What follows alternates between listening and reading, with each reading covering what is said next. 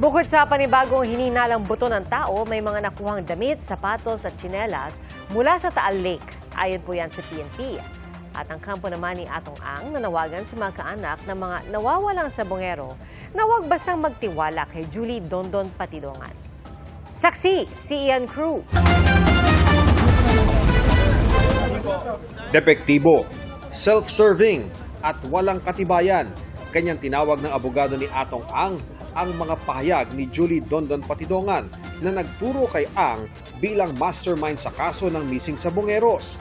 Git ng abogado ni Ang, inosente ang kanyang kliyente sa patong-patong na reklamo ng mga kaanak ng mga sabongero. Kabilang na riyan ang multiple murder, serious illegal detention and enforced disappearance, paglabag sa Anti-Graft and Corrupt Practices Act, direct bribery, corruption of public officials, obstruction of justice at paglabag sa international humanitarian law. Hinikayat ng kampo ni Ang mga kaanak ng mga nawawalang sabongero na suriing mabuti ang mga pahayag ni Patidongan at timing nito. 15 taon daw na empleyado sa organisasyon ni Ang si Patidongan na pinalabas daw na siya ang pangunahing tauhan at utusan ni Ang. Tinawag niyang master manipulator si Patidongan.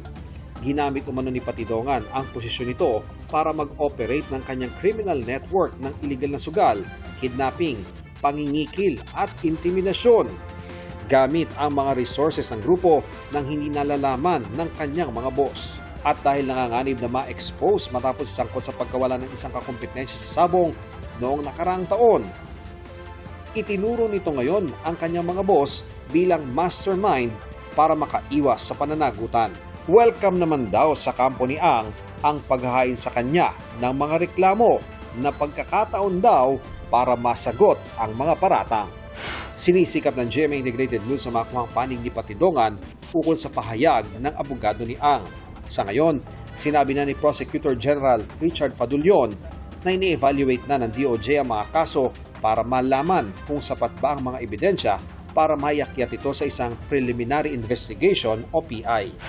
Samantala, 70 araw na preventive suspension ang ipinataw ng National Police Commission o NAPOLCOM sa 12 aktibong pulis na may kinalaman umano sa paglaho ng mga sabongeros. Hindi po penalty ang preventive suspension. Ito po ay isang tool ng National Police Commission to ensure the safety of witnesses, the integrity of the investigation. Isinangkot sila sa pagkawala ng mga sabongero sa sinumpaang salaysay ng kanilang mga kaanak at ni Patidongan. Sinisikap ang makuha ng GMA Integrated News ang panig ng mga pulis gayon din sa pamamagitan ng kanilang abogado. Wala pa ring inilalabas sa reaksyon dito ang Department of Justice.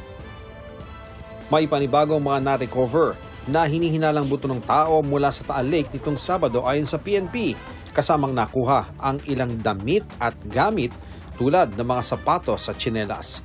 Baka ma-recall po nila yung mga kaanak po nila na mga napaulat na nawala at maaalala po nila na ito yung mga naaalala nila ng mga suot na damit, may sombrero, mayroong pang hoodie, tsinelas. So makipag-ugnayan po sila sa pinakamalapit po na police station para maipakita po. Para sa GMA Integrated News, ako si Ian Cruz, ang inyong saksi.